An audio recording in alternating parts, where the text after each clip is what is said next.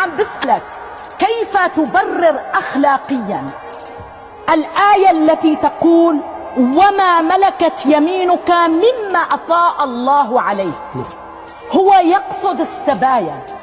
يجب أن تواجه الحقيقة يا شيخ طارق. 90% يخفون رجال الدين من المعلومات، 90%، ولا يريدون الناس أن تعلم، ولا يريدون الناس أن تعلم، ويحرفون الكلام ويكذبون. تصور والله العظيم يكذبون إلا من رحم الله. يجب أن تعترفوا أن هناك تعاليم قبيحة. نحن هنا لا كي أحشرك في زاوية وأثبت بأنني أنا على صح وأنت على خطأ. نحن هنا لنجد حلا لكوارث تعيشها شعوبنا.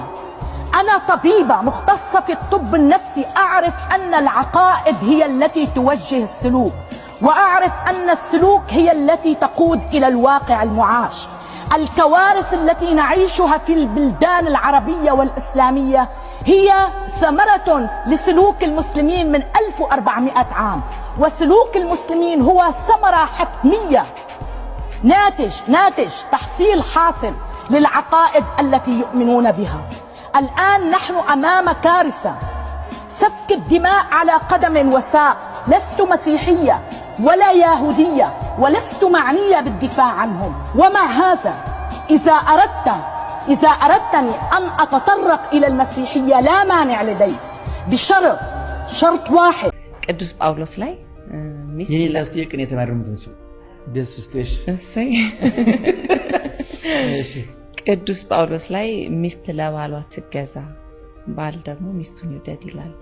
ያ ትርጓሜው እንደው በእርሱ አንደበት ብንሰማው፣ ምክንያቱም ብዙ ትርጓሜው ብዙ ሰዎች ላይ በጣም ጥሩ ስለዚህ ሐሳብ ስለሚያደርግ ሐሳቡ ያለው እንዳልሽው በሐዋርያው ቅዱስ ጳውሎስ መልእክት ኤፌሶን ወደ ለኤፌሶን ክርስቲያኖች በጻፈው 5ኛው ምዕራፍ ላይ ከቁጥር 20 እስከ መጨረሻው ድረስ ነው። ምንድነው የሚለው?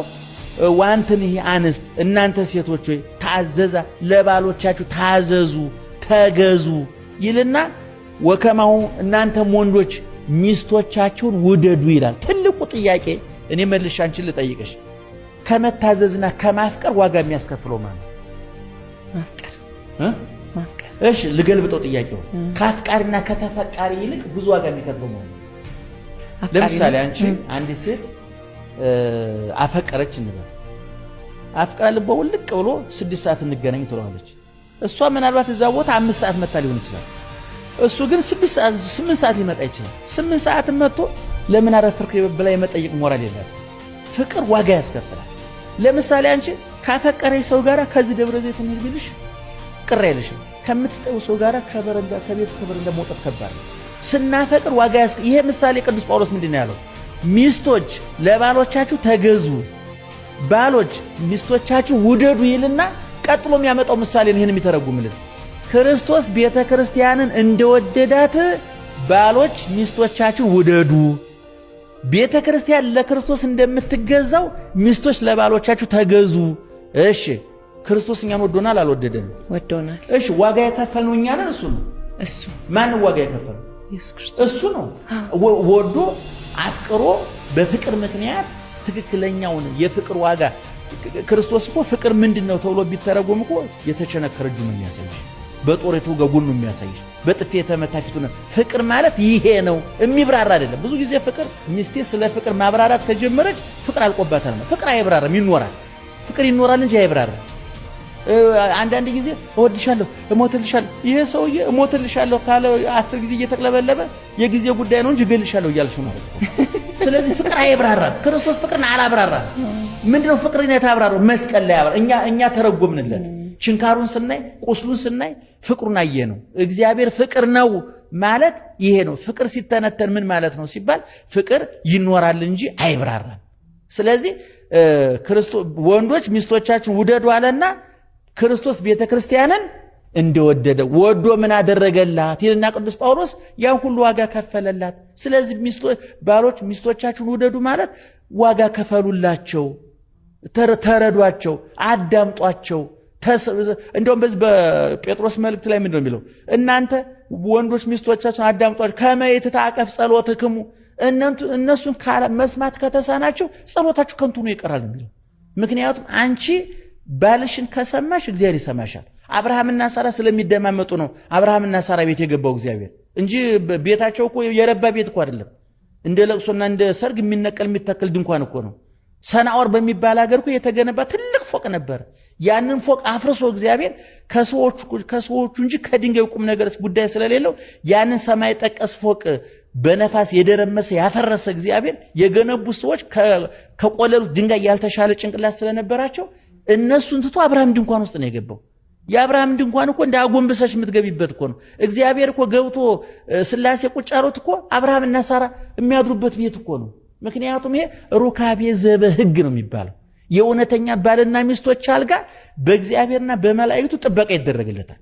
ያ ምክንያቱም ይሄ ክቡር አውስቦ በኩልሄ ወለምስካቦ ሙኒ አልቦቱ ስበት ጋብቻ በሁሉ ዘንድ የተከበረ ነው። ምኝታው ንጹህ ነው የሚለው። ምኝታው ንጹህ ነው ማለት አንሶላ 10 ጊዜ ይታጠባል ማለት አይደለም። ውድ ብርድ ልብስ ወይ ውድ ፍራሽ አለው እፍ ብለሽ አፈር ላይ ብትተኝ ሩካቤ ዘበሕግ ንጹህ ግንኙነት ይባላል። ስለዚህ አሁን ወንዶች ታዘዙ ተባሉ፣ ሚስቶች ታዘዙ ተባሉ።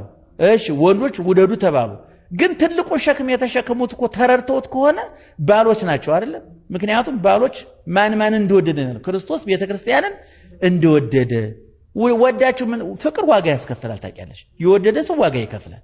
የወደደ ሰው ይንከራተታል። ያፈቀረ ሰው ይንከራተታል።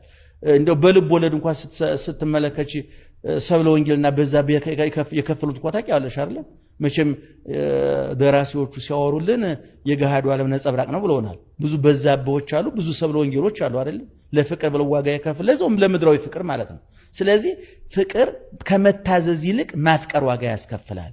መታዘዝ ደግሞ ከመስዋዕትነት ይበልጣል። የፍቅር መታዘዝ ነው እንጂ ይሄ ጉልበት እጅ ጠምዙ የሚታዘዝ የተገዥነት የባርነት የበላይና የበታችነት የገዥና የተገዥነት አይደለም። ይህን ማወቅ ያስፈልጋልና እንደውም የኔታ አንድ ተአምር ለ2 ደቂቃ ልንገራችሁ። ጠዋት ስመጣ የሰማሁት እንደ አጋጣሚ ሆኖ ከሌላ ስፍራ አገልግሎት አርፍጄ ነው የመጣሁት እና ስመጣ መንገድ ላይ ነጠላ የለበሰች ልጅ ያቀፈች ሳይ ታክሲ እንደሌለ ሳቅ አብራኝ እንድትመጣ አደረኩና ጥቂት መንገዶች ስንመጣ አገልጋይ እንደሆንኩ ቀሚስም ስለነበረ በዚያ ምልክት እያወራን ነው እና አደራ ዛሬ ኪዳነ ምሕረት መሄድ ሰው እየፈለኩ ነበረ። እኔ መሄድ የምችልበት ጉዳይ ገጥሞኝ መሄድ አልችልም። ስለዚህ ይህንን ተአምር አደርስልኝ አለች። እሱ ምንድነው ብዬ ሲጠይቃት ምን አለች? ትዳር ከመሰረትኩኝ የዛሬ 14 ዓመት ነው። ትዳር የመሰረትኩት የዛሬ 14 ዓመት ነው።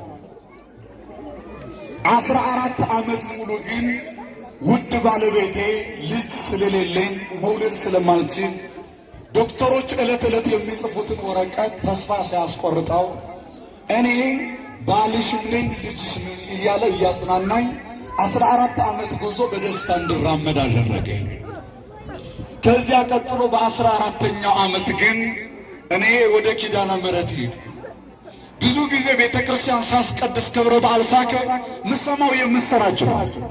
ሰዎች ተደርጎልኛል፣ ወልጃለሁ፣ አጥቼ ነበር አገኘው የሚል ድምፅ ነው የምሰማው። ነገር ግን እኔ ምንድነው ችግሩ ከኔ ነው ብዬ አሰብኩና ንስሐ ገብቼ እግዚአብሔር ይቅርታ ጠይቄው ከዛም በኋላ ወደ ኪዳነ ምሕረት መጣሁ። ኪዳነ ምሕረትን አንድ ነገር ለምን እናቴ ሌሎች ሴቶችን አንደበታቸውን በእልልታ የሞላሽ እናቴ ደግሞ እንባቸውን ያበስ እናቴ ቃል ኪዳንሽ ጉልበት አለው። ቃል ኪዳንሽ ኃይል አለው። ቃል ኪዳንሽ ምሕረት አለው። ቃል ኪዳንሽ አቅም አለው። ስለዚህ የቃል ኪዳንሽ አቅም በዚህ በደረቀው ማህፀኔ በተቆለፈው ደግሞ ማህፀኔ አሳይኝ ብዬ ቀን ሙሉ በደጇ እየተንከባለልኩ አልኩ። ልክ በዓመቱ ወንድ ልጅ ይሄው ሴትና ወንድ ልጅ አድርጎ ቆይ አሬልታው ከፍተኛ ነው። አንድ እስኪ ፀሐይ እንዲሆን ይንታችሁ አንድ ብቻ ለአንድ ደቂቃ ጃንጥላችሁን ጠፉልኝ ልያችሁ። አንድ ሁላችሁ ግድ የላችሁ አንድ እስኪ ጃንጥላው እኔም ይንካኝ ፀሐይ በረከት ነው። ግድ የላ አንድ ለአንድ ደቂቃ ነው መልሳችሁ ትዘረጋላችሁ።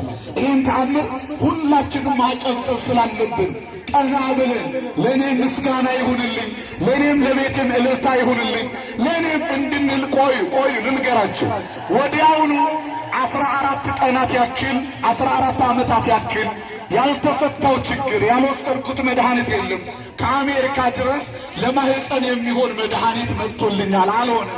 ነገር ግን አንድ ቀን ሙሉ በኪዳነ ምሕረት ደጃፍ ላይ አፈሩ ላይ እየተንከባለልኳል። ዘበኞቹ ጭምር ውጭ ያሉኝ፣ አንቺ እብድ ነሽ፣ አይምሮሽ ይሰራል፣ ግድ የላችሁም። አሁን ንግግሬ ከኪዳነ ምሕረት ጋር ስለሆነ ኪዳነ ምሕረት ጋር እንዳትጣሉ ብዬ ከለከልኳቸው። ነገር ግን እነሱ ግድ አሉኝ። ግድ እንድወጣም ሲያደርጉኝ እቺ ወይም ሰክራለች ወይም አብዳለች ወይም ደግሞ ተስፋ ቆርጣለች ወይም የሆነ የተጎዳ ነገር አለ ብለው መጥቶ ተረባርበው ከግቢዋ ሊያወጡኝ ሲሉ እኔ ጸባችሁ ከኪዳነ ምሕረት ጋራ ነው። እኔ ግን ኪዳነ ምሕረት አንቺ ታውቂያለሽ፣ ከጧት እስከ ማታ ነበረ መጸለይ የፈለግኩት። ነገር ግን ጥያቄ ሂጅ ያለው መልስልኝ ብዬ ወጣሁኝ። በአመቱ ግን አንድ አይደለም 2 ወንድና ሴት ልጅ አድርጎ እግዚአብሔር ምን ነው በማርያም እስከ ለታ ምስጋናችሁ ከፍ አድርጋችሁ በደንብ አድርጋችሁ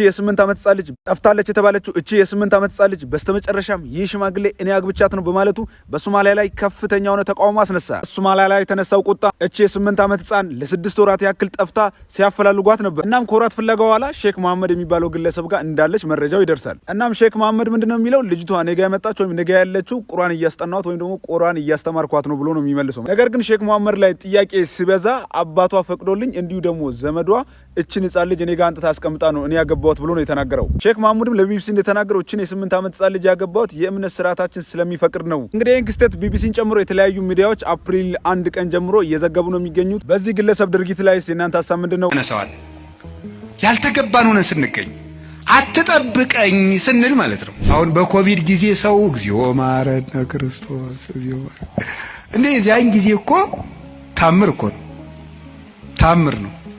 እኔ እንደውም ይገርማቸዋል አጠቃላይ እኔ የዛን ጊዜ አንድ ጊዜ በኮቪድ ጊዜ አንድ ወረዳ ገጠር ወረዳ ላይ ሄጄ ነበርና መነኮሳት ጓደኞች አሉኝ አጥሩን ያነሳዋል።